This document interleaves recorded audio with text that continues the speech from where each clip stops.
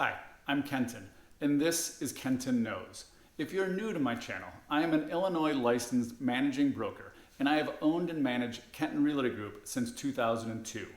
In this video, I will be sharing how to evaluate and choose the best real estate agent for you, including 5 questions you should ask any agent before starting to look at properties with that agent. If you enjoy this video, please consider subscribing to my channel, clicking the bell, give the video a thumbs up, and please leave me any comments you might have at the bottom as well. Before we get to the questions, I think it is important to understand how real estate brokerages are structured and how agents get paid.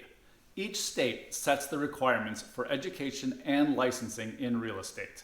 There are only 2 licensing levels, with the difference being hours of education and passing state licensing tests. Each agent is either licensed as a managing broker or a broker/salesperson, depending on the state, with the difference being that the managing broker is licensed to manage other brokers. However, each physical office only has one managing broker, and every other managing broker or broker salesperson in that office works under that one managing broker for the office. The managing brokers and broker salespeople that work in that office may be referred to as real estate agents. And if they're part of a realtor association, they can also be referred to as realtors.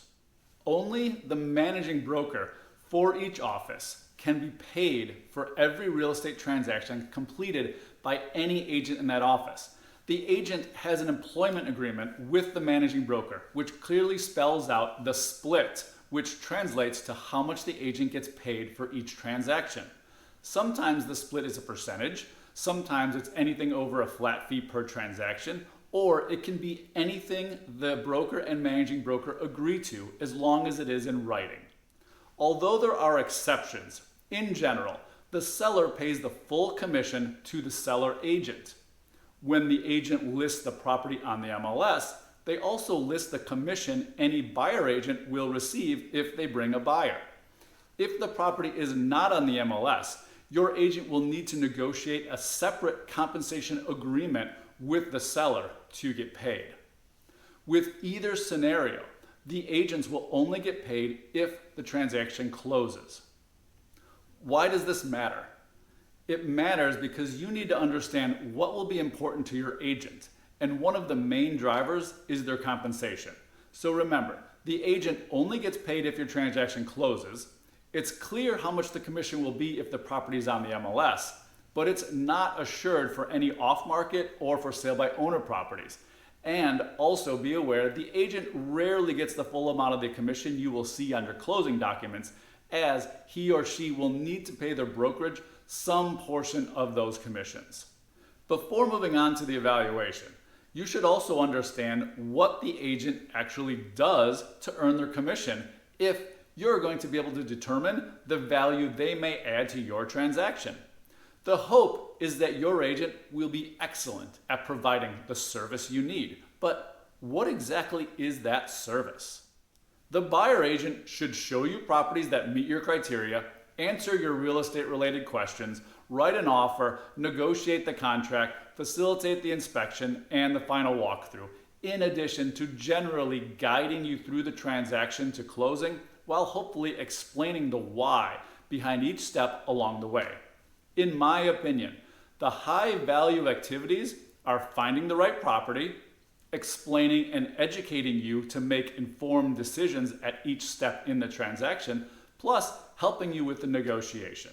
Knowing how agents are paid and what we need them for is great, but before we can determine the best agent for you, we really should look at ourselves.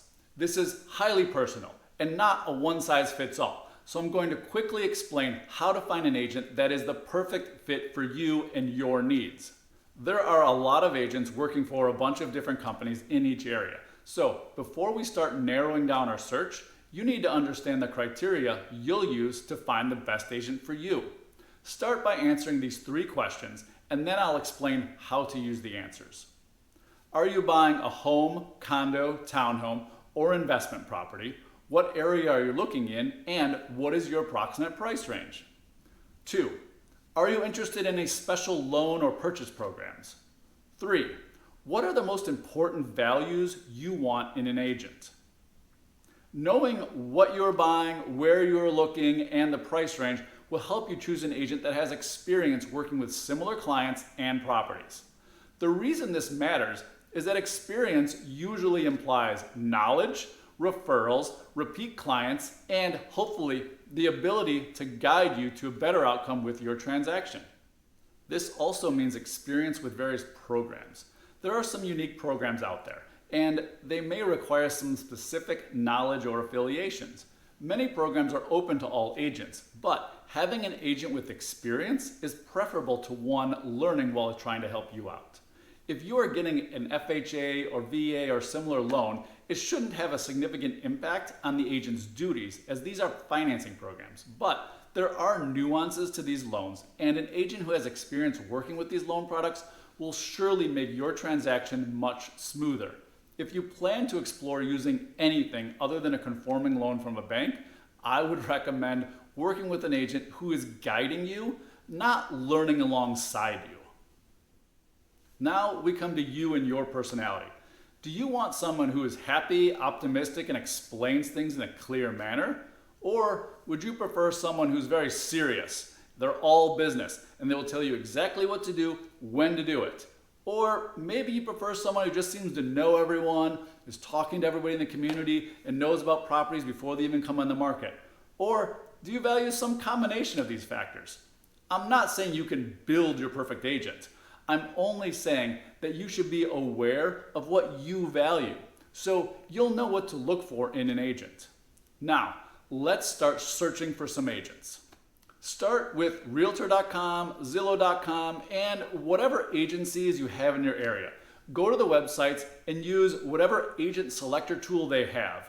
Realtor.com allows you to select specific credentials such as military relocation professional, senior real estate specialist, and many more. Most agents will have information about their specialties on their websites in case you need a special skill or expertise. Also, research any referrals you may have received as well. After reviewing and selecting approximately 5 agents, you'll want to draft a message that you'll send to all 5 of them through whatever social media they seem to be fairly active on, or just contact them through their website. The message should start with an explanation of what you're looking to buy, where you want to look, what your price range is, and when you prefer to close by. Next, you should ask these 5 questions. 1. How has your background and experience prepared you to be the best agent for my transaction? 2. What is your experience specifically with purchasing my property type or using my loan program? 3. What are your working hours, and will I be working with you directly or someone on your team? If it is shared with someone on your team, who will do each part of the transaction? 4. What differentiates you from the other agents, and why should I choose you as my real estate agent? 5. What value will you add to my purchase? There are also a few things to evaluate beyond the actual responses. First, did the agent respond in a time frame that you would be comfortable with if they were your agent and you had questions? Second, do you feel the answers to the questions they gave you sound like a person that you would feel good working with for the next few months? Third, throughout the process, the agent will be expected to explain contracts, terms, and why you should or shouldn't do various things. Does the manner in which the agent answered the questions sound like someone that will take the time to explain things in a way that you will understand? Next, of course, evaluate the actual content of their answers. Which agents seem like they would be the best agent for your needs? Now, choose your top few agents and set up a phone call to have a more personal conversation. In this call, you can further explain who you are and ask some follow-up questions based on the responses you received, along with asking the agent about their opinion on your local market. You might also want to ask them about some of the more creative offers or interesting negotiations that they've had. At this point, these questions are really to just have a conversation and see if you feel comfortable talking with this agent and think you'll work well together or not. After the phone call, I'd ask yourself, Does the agent make you feel like they will be genuinely working on your behalf and in your best interests? Now that you've done your due diligence, you need to choose your favorite agent, set up a date to look at some properties, and meet in person. Be aware that the way real estate works is that when an agent shows you a property, they are establishing procuring cause, meaning that if you want to change agents and still buy the property the first agent showed you, there may be some dispute as to who is owed the commission. So, it is important to do as much due diligence as possible before choosing an agent and looking at properties. But it is equally important to know if the agent isn't working well for you, then you should find one that is a better fit. You are potentially making one of the larger purchases of your life, so you deserve to be working with a great agent. Don't settle for less. If the agent asks you to sign an exclusive buyer agreement, I would wait until you are absolutely sure you want to work with this agent before signing it. Many agents will let you out of a contract if a problem arises, but I also wouldn't sign one until I was sure. When you tour your first few homes or properties with the agent, pay attention to what the agent looks for and points out to you. Is the agent interested in learning your wants and needs by asking you what you like or don't like? Is the agent thinking strategically by pointing out the things that may be a problem or items you could potentially use for leverage in the negotiation if you made an offer? If the agent simply tells you everything looks great and is trying to sell you on every property, then I'd seriously consider finding a new agent. That agent isn't invested in you. Or if the agent keeps pushing you to sign an agreement, that's also a red flag to me. The agent should be showing you how they will create value before asking you to sign anything. My hope is that you find an agent that makes you feel like you are on the same team, working together with your best interests in mind. Hopefully, you can work together to find a property you love and negotiate terms that have you excited to close on it. I hope you enjoyed watching this video, and it will help you choose the best real estate agent for you. If you'd like to hear more from me, please consider subscribing and clicking the bell. Please like the video and leave any comments you have about this topic or anything else real estate related. Thank you for watching Kenton Knows.